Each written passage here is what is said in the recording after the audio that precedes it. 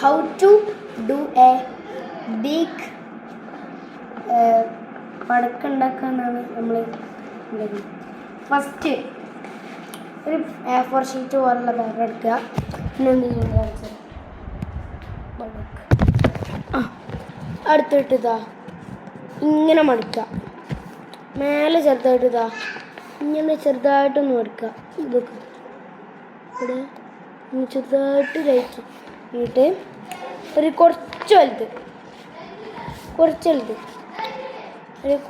വലുതുണ്ടാക്കുക.